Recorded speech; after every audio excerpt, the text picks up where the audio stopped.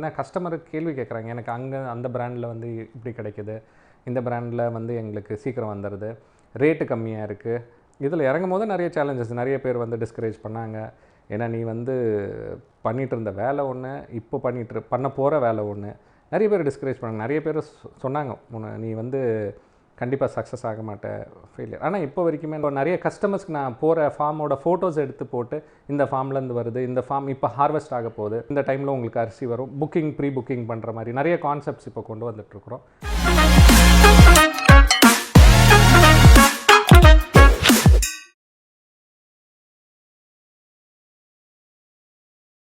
என் பேர் நவீன் ராஜ்குமார். ஸோ என்னோடய எஜுகேஷன் பார்த்திங்கன்னா, நான் ஒரு போஸ்ட் கிராஜுவேட். ஸோ என்னோடய பிஸ்னஸ் ஸ்டடீஸை வந்து நான் ஐஎம் அஹமதாபாத்தில் பண்ணியிருக்கேன். எனக்கு வந்து லைக் ஆண்டர்ப்ரினர்ஷிப்பில் வந்து பார்த்திங்கன்னா, இப்போ ஒரு 4-5 ஸ்டார்ட் அப்ஸ் இருக்குது. ஒவ்வொரு ஸ்டார்ட் அப் நேம் சொல்கிறேன். ஒன்று நேச்சுரல் ஸ்டோர், இன்னொன்று கிரானிஸ் க்ரீன் ஹர்ப்ஸ், அப்புறம் கேப்சின் ஒரு பிராண்டு, இப்போ ஜெராபின்னு ஒரு பிராண்டு இருக்குது. இதெல்லாமே ரீசெண்டாக ஸ்டார்ட் பண்ண ஸ்டார்ட் அப்ஸ். ஸோ என்னோடய ஜேர்னி எப்படின்னு பார்த்திங்கன்னா, லைஃப்பில் எப்படி நான் இந்த மாதிரி நேச்சுரல் ஸ்டோர், கிரானி ஸ்க்ரீன் இதெல்லாம் எப்படி எனக்குள்ளார வந்துச்சுன்னு அப்படின்னு சொன்னால், லுக்கிங் பேக் ஒரு 5-6 இயர்ஸ் பேக் பார்த்திங்கன்னா, நம்மளோட சாப்பிட்ற உணவு, ஒவ்வொரு உணவுலேயும் வந்து பார்த்திங்கன்னா ஏதாவது ஒரு கலப்படம் இருக்குது. அது நமக்கு வந்து கண்டிப்பாக தெரில.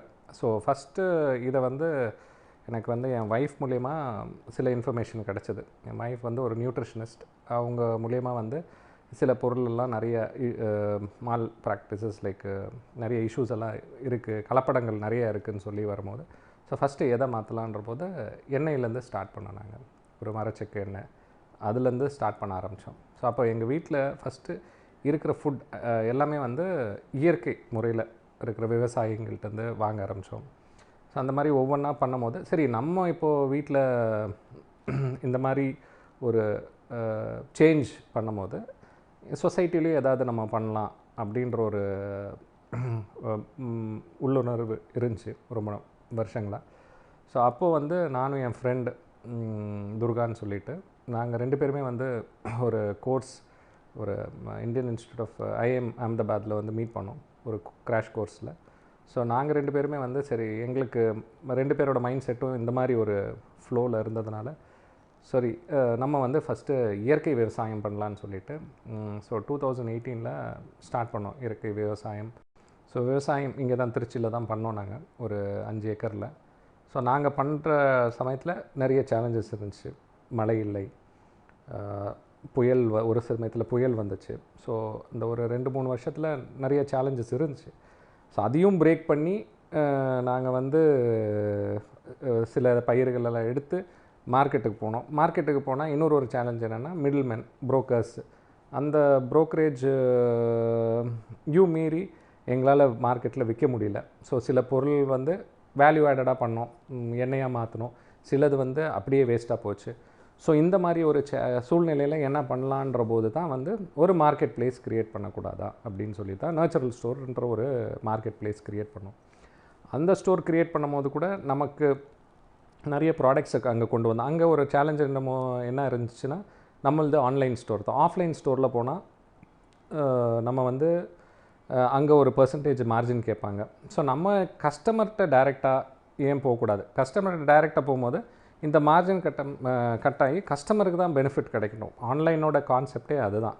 மிடில்மேனை கட் பண்ணி டைரெக்டாக வந்து கஸ்டமருக்கு ரீச் பண்ணுறது தான். ஸோ இந்த இதில் வந்து நாங்கள் ஒரு 1.5 வருஷம் பயங்கரமாக ஸ்ட்ரகிள் பண்ணோம்.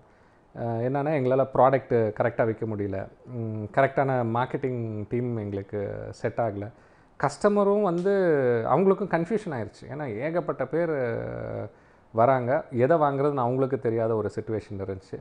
ஸோ இதெல்லாம் பிரேக் பண்ணுறதுக்கு அப்புறம், ஏன்னா இன்றைக்கி மார்க்கெட் இருக்குது, ஏன்னா மக்களுக்கு வந்து நல்ல பொருள் தேவை, மக்கள் உணர ஆரம்பிச்சிட்டாங்க. நான் எல்லா இடத்துலையுமே வந்து இன்றைக்கி கலப்படம் இருக்குது அப்படின்றது எல்லாத்துக்கும் தெரிய ஆரம்பிச்சிருச்சு.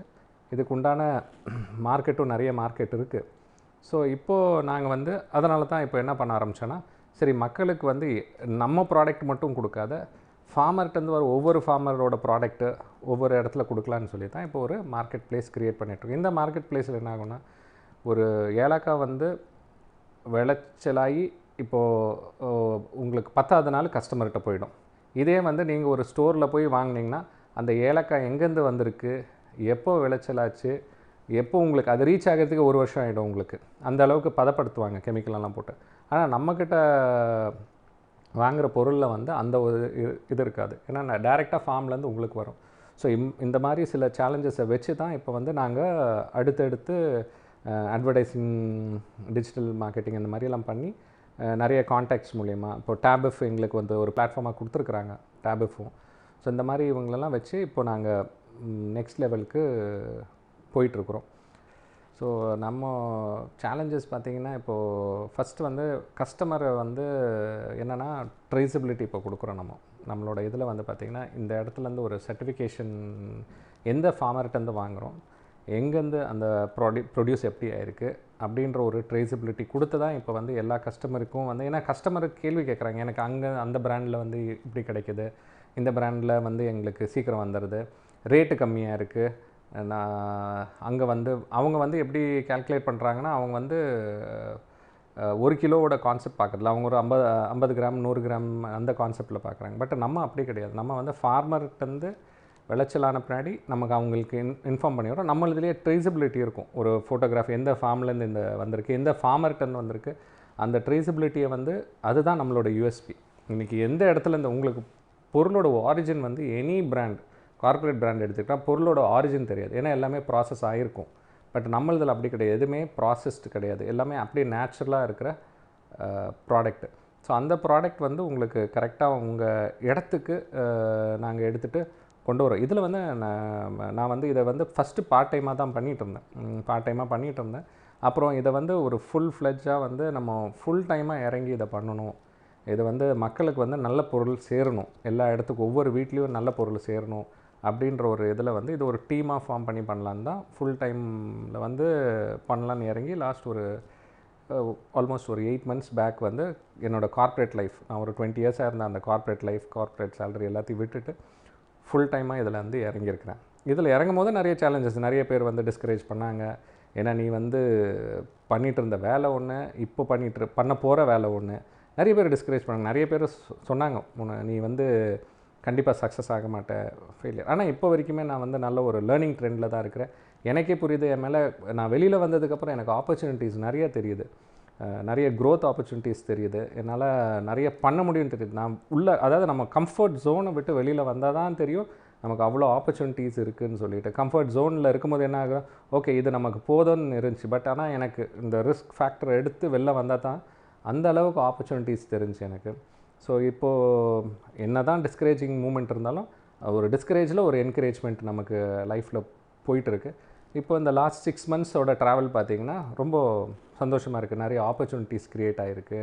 நாம் போய் டைரெக்டாக ஃபஸ்ட்டு அட்லீஸ்ட் ஃபார்மில் அப்போ போக முடியலனாலும் இப்போ டைரெக்டாக ஃபார்மில் போய் அந்த பொருள் தரமான பொருளாக இருக்கான்னு கூட குவாலிட்டியெல்லாம் செக் பண்ணி கொண்டு வந்து கொடுக்க. இப்போ நிறைய கஸ்டமர்ஸ்க்கு நான் போகிற ஃபார்மோட ஃபோட்டோஸ் எடுத்து போட்டு இந்த ஃபார்ம்லேருந்து வருது, இந்த ஃபார்ம் இப்போ ஹார்வெஸ்ட் ஆக போகுது, அந்த மாதிரியான ஒரு கான்ஃபிடென்ஸ் எல்லாம் கொடுத்துட்ருக்குறோம். இப்படி தான் இம்ப்ரூவ் பண்ணுறோம். ஸோ இப்போது இந்த பட்டத்தில் வந்து அரிசி போட்டாங்க, அந்த அரிசியோட ட்ரெண்ட் ஒவ்வொரு வளர்ச்சியும் காமிச்சு இப்போ நாங்கள் வந்து ட்ரேசபிலிட்டி கொடுத்து இந்த ஃபார்மில் இப்போ ஆகிட்டுருக்கு, இந்த சமயத்தில் அறுவடை ஆகும், இந்த டைமில் உங்களுக்கு அரிசி வரும், ப்ரீ புக்கிங் பண்ணுற மாதிரி நிறைய கான்செப்ட்ஸ் இப்போ கொண்டு வந்துட்டுருக்குறோம். ஸோ இதனால் வந்து